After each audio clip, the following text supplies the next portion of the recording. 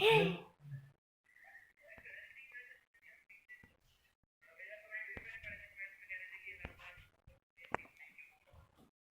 हम बता रहे हैं आपको जैव अणु के बारे में। तो जैव अणु क्या है? देखिए, आप समझिए पृथ्वी पर देखिए दो ही चीज जीवित है, या तो जंतु हो जाएगा या तो पेड़ पौधा हो जाएगा। जंतु और पेड़ पौधे के अलावा पृथ्वी पर कोई चीज जीवित नहीं है। तो अब उनके अंदर जो जैविक रूप में या जैव रासायनिक प्रक्रिया में जो भाग लेने वाले जो अणु होते हैं, उन्हीं को हम जैव अणु कहते हैं। तो जैव अणु की संरचना, संगठन, उसकी बनावट का जो अध्ययन किया जाता है, तो जैव अणु के अंतर्गत आपका यही सब चीज़ों का क्या किया जाता है, अध्ययन किया जाता है। अब देखिए, जो जैव अणु क्या है, जो जैव रासायनिक प्रक्रिया में भाग लेता है, उसे हम क्या कहते हैं, जैव अणु कहते हैं। तो जैव अणु जो होता है, बना किसका होता है? आपका जैव अणु जो है आपका जटिल कार्बनिक पदार्थ के बने हुए यौगिक पाए जाते हैं। तो देखिए, प्रकृति में चाहे निर्जीव हो या सजीव हो, जो कार्बन होता है उसको कहा जाता है कि कार्बन केंद्रीय क्या है, भूमिका के रूप में पाया जाता है। चाहे निर्जीव हो आपका या सजीव होगा, कार्बन सब में उपस्थित है। तो यह जैव अणु जो होता है, कार्बन के जटिल कार्बनिक यौगिक होते हैं। तो उसे हम देखिए, जैव अणु में क्या पाया जाता है, ये जो बृहत और बड़े और जटिल कार्बनिक क्या होते हैं, यौगिक होते हैं। अब जैव अणु को हम कई भागों में बांटते हैं। जैव अणु जो जीवों के अंतर्गत पाए जाने वाला अणु होता है, उसको हम कई भागों में बांटते हैं, 4 भागों में। जैव आपका जो अणु होता है उसको कई भागों में बांटा गया, 4। देखिए, नंबर 1 आपका क्या हो जाएगा, कार्बोहाइड्रेट। कार्बो क्या हो जाएगा, हाइड्रेट। तो कार्बोहाइड्रेट हो जाएगा पहला, कार्बोहाइड्रेट।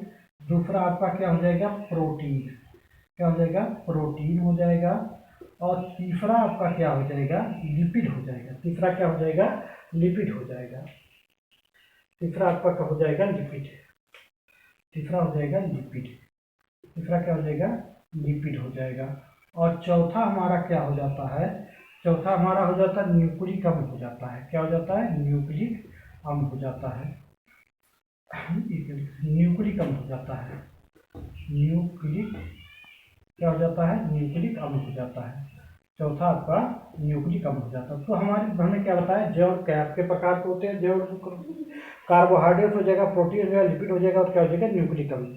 ये 4 आपके प्रकार के क्या होते हैं, जैव अणु होते हैं, जो जीवों की संबंधित प्रक्रिया में भाग लेते हैं।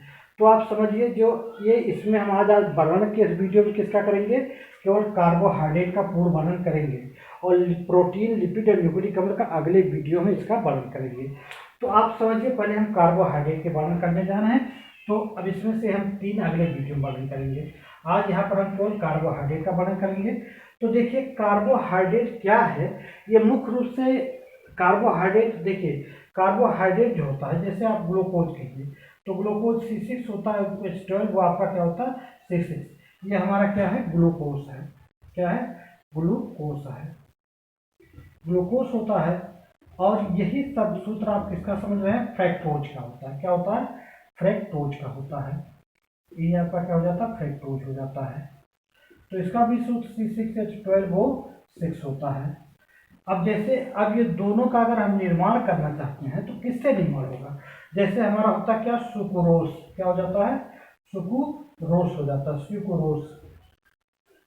सुक्रोज क्या होता है, सुक्रोज हो जाता है।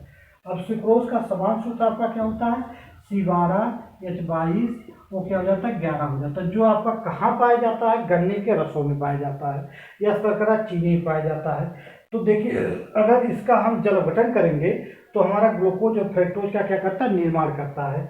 लेकिन दोनों का सूत्र तो समान है, लेकिन क्रियात्मक वर्ग में अंतर है। इसमें क्या पाया जाता है, क्रियात्मक वर्ग ग्लूकोज में एल्डिहाइड, फ्रैक्टोज में क्रियात्मक वर्ग क्या होता है, कीटोन पाया जाता है। तो दोनों के क्रियात्मक वर्ग में क्या होता है, अंतर होता है।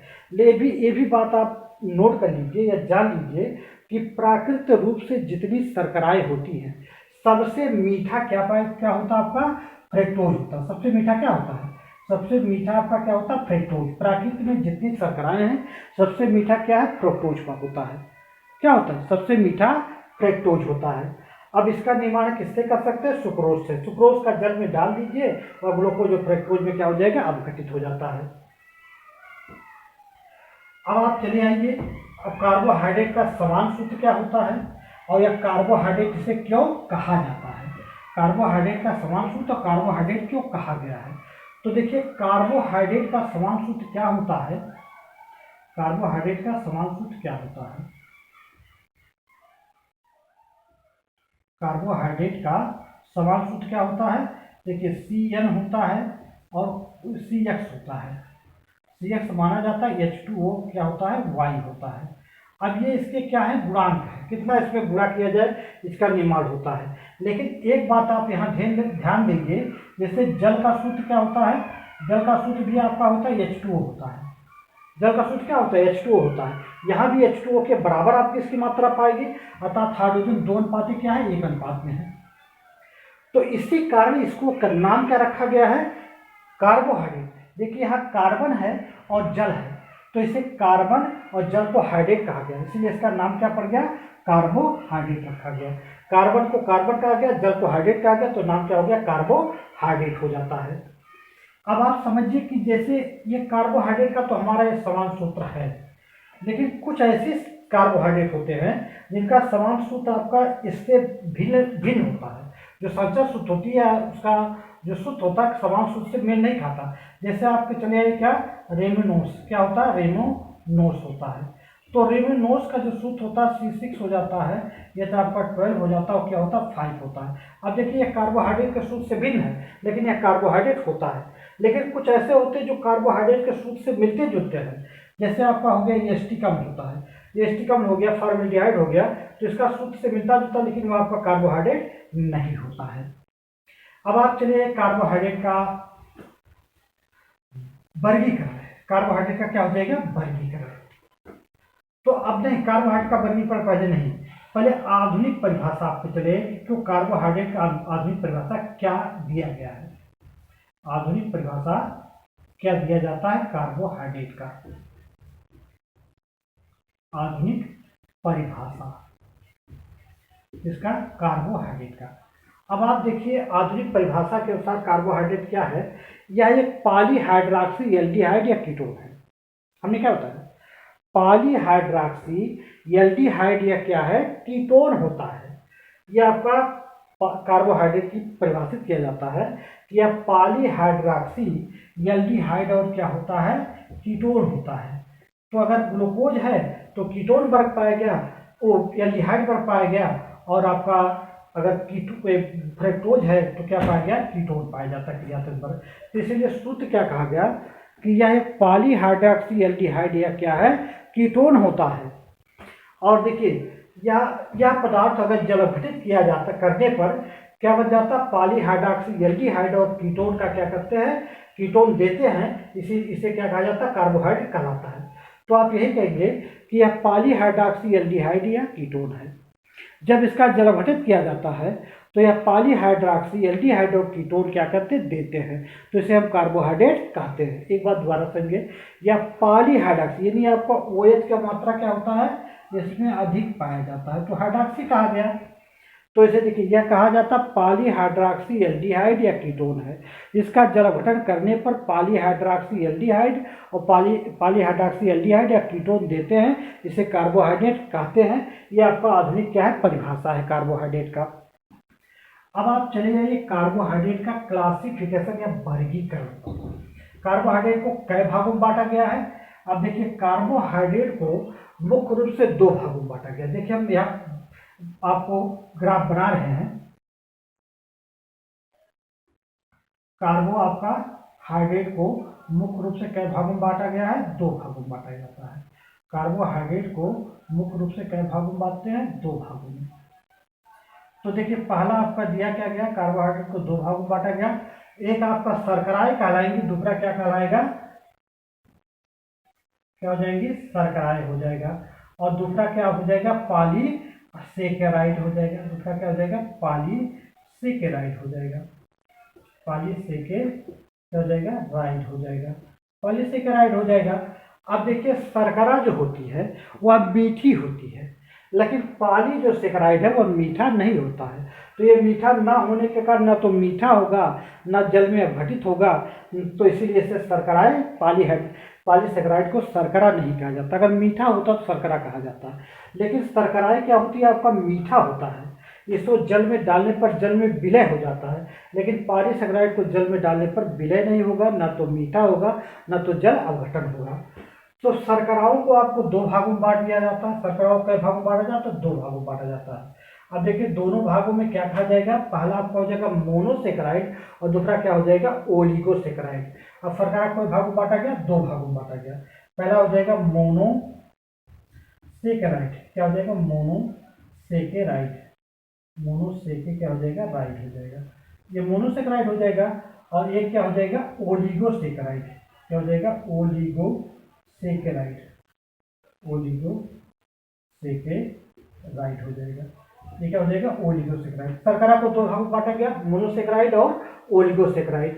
अब जो मोनोसेकेराइड होता है वह क्या शर्करा होती है, उसको अगर आप जल में डालेंगे तो जल में डालने पर उसका क्या होता है, ये देखिए मोनो है तो जल में डालने पर आपका क्या बनेगा, ये आपका मोनोसेकेराइड का एक अणु देगा। क्या अणु देंगे, एक अणु देंगे। हाँ, ये जो शर्कराएँ होती हैं ये अधिक लघु अणुओं की बनी होती है और इनका जल गठन नहीं किया जा सकता, जल में गठन नहीं किया जा सकता। मोनोसेकेराइड के लघु अणुओं की बनी होती है, इनको जल में गठन नहीं किया जा सकता। जैसे मोनोसेकेराइड में आपका क्या हो जाएगा, ग्लूकोज हो जाएगा और क्या हो जाएगा, फ्रक्टोज हो जाएगा, ग्लैक्टोज हो गया और मोनोसोज हो जाएगा। सबका सूत्र क्या रहेगा, C6 रहेगा, H12 हो जाएगा और क्या हो जाएगा, 6 हो जाएगा। अब आपका देखिए, अब इसमें आपका जो मोनोसेकेराइड है तो मोनोसेकेराइड में आप देखेंगे शर्करा क्या आएंगी, जो आपका मोनो यानी कार्बन के क्या रहेंगे, 6 अणु रहेंगे। कार्बन का क्या रहेगा, 6 अणु रहेगा। तो सब जैसे ग्लूकोज हो गया, फ्रक्टोज हो गया, लैक्टोज हो गया, मोनोसोज हो जाएगा। तो ये सब किसके अंतर्गत आते हैं, मोनोसेकेराइड के। यानी उससे अधिक लघु अणुओं में तोड़ना संभव नहीं होता है, तो ये शर्कराएँ क्या हो जाती है, मोनोसेकेराइड कहलाती हैं। लेकिन आपका जो ओलिगोसेकेराइड है, ये आप मोनोसेकेराइड समझ में आ गया कि मोनोसेकेराइड के जो अणु होते हैं उसके अधिक छोटे अणुओं में तोड़ना संभव नहीं होता, अर्थात जल का गठन नहीं होगा उसमें, या अधिक छोटे अणुओं में नहीं टूटेंगे। तो उसका मोनोसेकेराइड का उदाहरण हो जाएगा ग्लूकोज, फ्रक्टोज, लैक्टोज और मोनोसोज हो जाएगा। सबका समान सूत्र वही रहेगा, C6 H12 वो 6 ही रहेगा। अब आप चले जाइए ओलिगोसेकेराइड पर, तो ओलिगोसेकेराइड को दो भागों में बांटा गया है। अब देखिए पॉलीसेकेराइड का वर्णन भी नहीं कर रहे हैं, शर्कराएँ का वर्णन कर रहे हैं। शर्कराएँ दो प्रकार बनाए हैं, मोनोसेकेराइड या ओलिगोसेकेराइड। तो मोनोसेकेराइड में आपका जो उसके अधिक छोटे अणुओं में नहीं तोड़ा जा सकता, यथा अर्थात अपघटन नहीं होगा, जल गठन नहीं होता है, तो उसमें ग्लूकोज, फ्रक्टोज में लैक्टोज या मोनोसोज आ जाते हैं। सबका समान सूत्र C6 H12 6 होता है। ये सब मोनोसेकेराइड है। अब ओलिगोसेकेराइड पर चले जाइए, तो ओलिगोसेकेराइड के दो भागों में बांटा जाता है। ओलिगोसेकेराइड के भाग बांटा गया, दो भागों में बांटा गया। देखिए वह आपको वहाँ पर अब यहाँ लिख रहे हैं, ओलिगोसेकेराइड को किसके भागों में बांटा गया, दो भागों में बांटा गया। ओलिगोसेकेराइड, ओलिगोसेके क्या हो जाता है, राइट। तो ओलिगोसेकेराइड को हम कई भागों में बांट रहे हैं, दो भागों में। तो दो भागों में पहला क्या हो जाता है, देखिए पहला हो जाएगा आपका डाइसेकेराइड और दूसरा हो जाएगा ट्राइसेकेराइड। पहला क्या हो जाएगा, डाइसेकेराइड। ओलिगोसेकेराइड को बांट है दो भागों में, डाई क्या हो जाएगा, सेकेराइड, सेकेराइड हो जाएगा। तो डाइसेकेराइड हो जाएगा, दूसरा क्या हो जाएगा आपका, ट्राइसेकेराइड। तो डाई माने दो, ट्राई माने तीन होता है, ट्राइसेकेराइड, सेकेराइड हो जाएगा, ट्राइसेकेराइड हो जाएगा। तो डाइसेकेराइड और ट्राइसेकेराइड। अब आप समझिए डाइसेकेराइड क्या होता है, ट्राइसेकेराइड क्या होता है। जैसे आप जानते हैं डाई माने दुई अणु, यानी मोनोसेकेराइड के अगर दुई अणु बांटे, दो अणु हैं, मोनोसेकेराइड के क्या अणु हैं, दो अणु हैं, तो उसे हम डाइसेकेराइड कहा गया। अगर हम मोनोसेकेराइड के अगर मान लिया हम इसको ट्राइसेकेराइड को जल में डाल देते हैं, ट्राइसेकेराइड को जल में डालेंगे तो मोनोसेकेराइड के क्या अणु बनना चाहिए, देखिए मोनोसेकेराइड के आपके तीन अणु या आपका तीन से अधिक अणुओं का 2 से 10 अणुओं का निर्माण। मुख्य रूप से आप क्या समझ रहे हैं कि मोनोसेकेराइड के क्या बनना चाहिए, 2 से 10 अणुओं का निर्माण होना चाहिए। 2 से 10 अणु अगर निर्माण करते हैं मोनोसेकेराइड के, मतलब ट्राइसेकेराइड में अगर इसको जल में हम डालते हैं तो मोनोसेकेराइड के क्या बनते हैं, 2 से 10 अणु बनते हैं, तो उसे हम ट्राइसेकेराइड कहा गया। अगर मान लिया डाइसेकेराइड क्या होता है, अगर मान लिया हम उसको जल में डालते हैं तो ये कितने बनना चाहिए, मोनोसेक्राइड के 2 बनना चाहिए। किसके, मोनोसेक्राइड के 2। मोनोसेक्राइड आपका क्या होता है, C6H12O6 होता है। अगर इसके 2 बनते तो उसको डाइसेक्राइड कहा गया। अगर 2 से 10 और बनते तो उसे क्या कहा गया, ट्राइसेक्राइड कहा गया।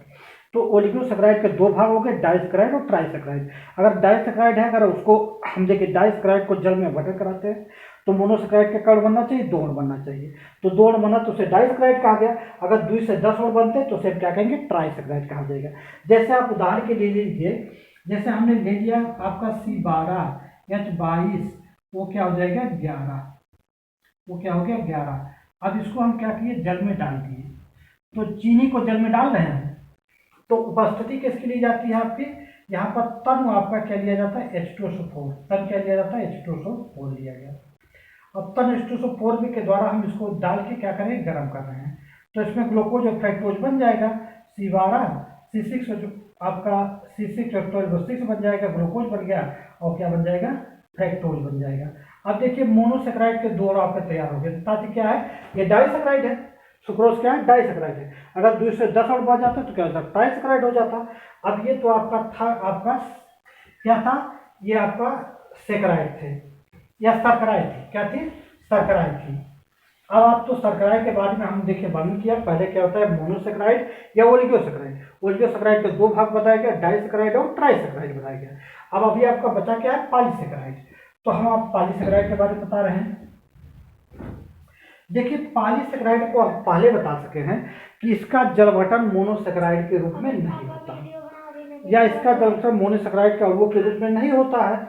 और ये क्या होता है, ये तो मीठा भी नहीं होता है। मीठा न होने का इसको शर्करा भी नहीं कहा जाता पॉलीसेक्राइड को। अब देखिए पॉलीसेक्राइड जो होता है, इसके एक से अधिक अणु, यानी बहुत बड़ी मात्रा में अणु होते हैं। तो जैसे हमने ले लिया स्टार्च, क्या ले लिया गया, स्टार्च ले लीजिए, क्या लेंगे, स्टार्च ले लिया गया। तो स्टार्च का सूत्र क्या हो जाएगा, स्टार्च हो लिया गया तो इसका सूत्र होता है C6H10 होता है, और वो क्या होता है 5 होता है। अब इसके कण होते हैं, यंग होते हैं। अब इसको हम क्या किए, यंग मॉलिक्यूल जल में डाला गया, और जल में डालते समय यहाँ क्या लिया गया, तन आपका क्या लिया गया, HCl लिया गया, और इसको क्या किया, गर्म किया गया। तो गर्म करने पर यंग मॉलिक्यूल क्या बन रहा है, C6H12O6 बन गया। अर्थात ये क्या बन गया, पॉलीसेक्राइड का निर्माण कर रहा है। तो ये पॉलीसेक्राइड आपका बन जाता है। इतना कार्बोहाइड्रेट के बारे में था। एक मालसच परीक्षण भी होता है, जो कि मालसच परीक्षण को हम कार्बोहाइड्रेट का परीक्षण करने के लिए किया जाता है। इसको हम अगले वीडियो, इसके वीडियो में हम जो बनाए हैं इससे पहले उसमें हम लोड कर चुके हैं, उसको आप आसानी से देख सकते हैं। अब अगले वीडियो में हम आपको इसमें क्या बताएंगे, जैव में प्रोटीन बताएंगे, लिपिड बनाएंगे और न्यूक्लिक अम्ल के बारे में वर्णन करेंगे।